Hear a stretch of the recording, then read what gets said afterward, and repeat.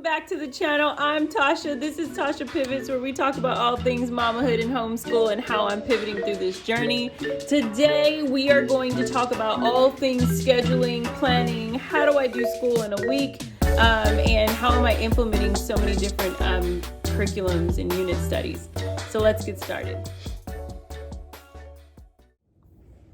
Hey you, if you're new here, I am sending you a warm hug through the screen. I'm so glad that you're here with me today. I am excited to just dive in and answer some questions that I've been getting on how am I adding so many different subjects and how do I have time in my week, and is the information that my child is receiving, is she actually retaining it? So I have my handy dandy planner here from Anna Vance Co.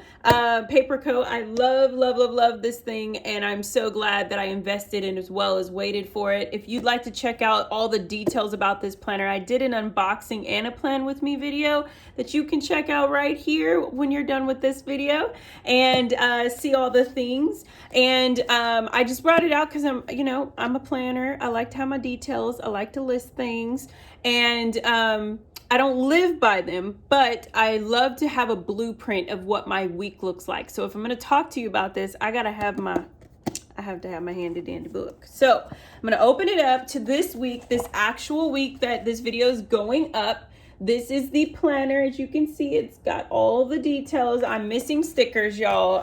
I got to get on my sticker game, y'all, with them planners and your washi tape. I'm getting there. Give me some recommendations. Put that in the comments below. So I wanted to open this up and look at it because I want to first say that I guess the title of things, I'm a eclectic homeschooling mama, and that means that I don't prescribe to one particular curriculum or one particular homeschooling style. I kind of pick and choose from everything that works for me and my family, and it is just how I think it just fits me best. I don't like to be in a box, and I don't like to have to just stick to a set of rules. I want to be able to make my own rules. But I love to, once those rules are in place that I do choose, I like to stick to them. So we do school first 4 days a week. So that's Monday through Thursday. And then the fifth day, which is Friday, I like to use that day to be a catch-all day. So anything that we didn't finish, anything that we are still working on or reviewing, or even having to do like some of our fun activities like baking and tea time, all those things usually happen on a Friday. Or it's a day that when I am sick or my kids are out of weather, that we will go ahead and do that on a Friday. So that is first our schedule. 2, if you would like to see all the curriculums that we intended for this year, I will also put that video link in the description box that you can check out. That's going to give you all the details on the different curriculums that we have planned for the year. Everything is pretty much the same. The only thing that we had put a pause on is the United States African American History unit study, or building the unit study for my daughter for her history this year. I put a pause on, and that's because if you're new here, I did come out with a 12-week unit study called Fervor, which is the United States with the African American perspective, and that came out. And if you would like to see that again will be in the description box below as well. So let me get into this and get with you on this. So first, I want you to know that homeschooling is supposed to be freedom. I mentioned this in a video a long time ago, that there is no ceiling when it comes to homeschool. You can make homeschooling be exactly what you need it to be for you and yours. So even when you buy these curriculums, even when you purchase things, don't feel that you have to literally follow the mandate, unless that's something that helps you not to have all the stress, or if you get anxious having to plan those things out. For me, I actually love being able to like pull and snatch and pull and weed out whatever I want to use. So with that, I have on here on my main page, I believe it's 8 rows of subjects. So you're like, oh my gosh, 8 subjects for a second grader. Believe me, it's not that crazy. It's just I like to separate things and put them in their categories. So there's Bible and character, literature, writing, nature and science, history, mathematics, art, history and poetry, and then her piano or extracurricular activities. So I know that's like, whoa, a lot, but it's not in a sense, because if you take literature and writing, that's kind of its own pocket. Bible is very extra. If you're a secular homeschooler, then you don't even have that on your schedule. So maybe that's a little bit different. But for us, Bible is the foundation. So we do Bible time every single day. We're doing character building every single day. And a lot of our curriculums follow along with that same heart and mindset. So with that, like a year and a 100 acre woods kind of covers like 3 or 4 of these subjects. But what I do is I pick and choose what I want out of that instead of feeling like I need to live by it. And I'm so glad that I did that. One, because that curriculum came out so much later in the year than when we started school and is still in development. So it allowed me to be able to lean into other subjects that we have already intended for the year that kind of still give us some of that literature. And what do I mean by that? So our nature and science, we're doing North American animals, simple studies with Thornton Burgess books about animals, and we're enjoying that so much. I think I'm so glad that we chose that, and I love Crystal, and we're doing that curriculum of hers, and we're doing Heroes in Hope. So Heroes in Hope is our history right now, and so I like to break my week up. I like to put 2 or 3 subjects in each in 2 days a week, and then 2 or 3 subjects in the other 2 days a week.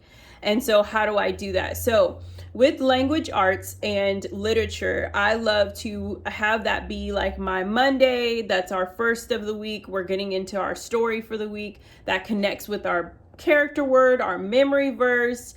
And so we will have that in for Mondays and Wednesdays, and even maybe throw it in on a Friday with our tea time and poetry.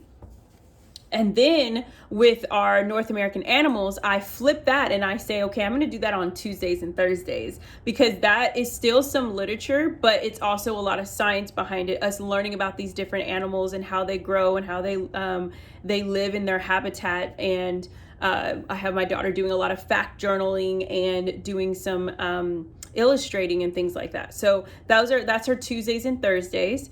And then I have our math. So math I do 2 days a week as well. That's our Tuesday and Thursday. I don't make a math every single day thing, even with being with Good and the Beautiful, which I understand can be a little overwhelming for some, because there's so many exercises too. Literally, you can spread it out the entire week.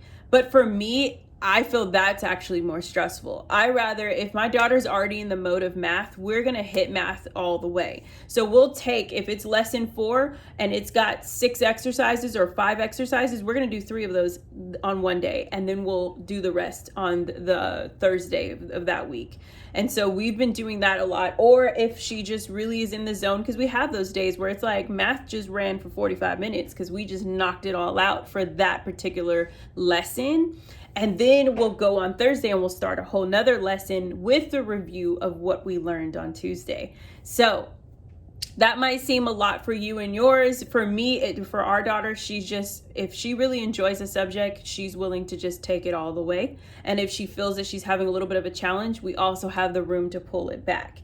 So I implement things that fit, and that's maybe that little unschooling type where I let my child lead and what it is that she's enjoying in that moment. If she's enjoying that, I'm not going to be like, okay, we're only doing these 2. We're done. We're going to the next. I'll let her keep going. And the writing. So in A Year in 100 Acre Woods, it kind of has a lot of copy work to do when it comes to her vocabulary or her scripture copy work. And note taking. There's a lot of science things in there too. So I will also look at all of my subjects together as a whole, and I'll say, is this talking about the same thing in this? So like, for instance, we did David and Goliath this week, and it just so happens that her character word is sincerity and talking about being honest and true. And I was like, okay, so we could take honesty and truth, and we can also add that in and embellish that with David and Goliath in the story from Heroes in Hope. And so that's really what we've been doing, is just I map everything out. I make sure that I pull from what I want to pull from each subject. So like Year in 100 Acre Woods, like I said, can cover science and nature now because they've got STEM projects. But instead of me saying I've got to do everything that came with this curriculum, I'll say I'll do some of these science projects once a month or twice a month.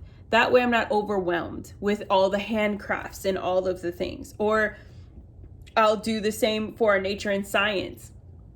I'll see if I can just do a whole study on an animal, and we're going to dive deep and we're going to explore and we're going to gather all the findings and do all those things. We'll do that once a week instead of for both lessons. We'll do it for both. It just lightens the load a little bit. So I want to encourage you. The basically of this video is I map my things out to fit our week, and I leave room always for us to extend longer if we need to. And we're just enjoying the ride. We're enjoying to the subjects that we're loving, and even the ones that we are having a little bit more of a challenge. We, again, give grace where we need to. And, add things in. You can literally pull things out and say, I'm only going to do this subject in this curriculum for 2 days a week or 3 days a week. And the other two, I'm going to do the other 2 weeks. I was even doing that before when I was doing master books. Master books was the same way. I had everything mapped up where I was like, oh, we're going to do language arts and history these 2 days a week and math and science the other 2 days a week. So all that to say, I hope that encouraged you. Let me know what you're doing. How did your schedule plan out? Are you adding different things and little additives of subjects and things that you're interested in? Leave those in the comments below. I want to engage with you. I want to hear what you're doing. If you've got a planner that you love and want to share that. And I'm just thankful for you. Thank you for hanging out with me today. If you like this video, give it a warm thumbs up. And I'll see you guys on the next video. Have a wonderful day. Bye.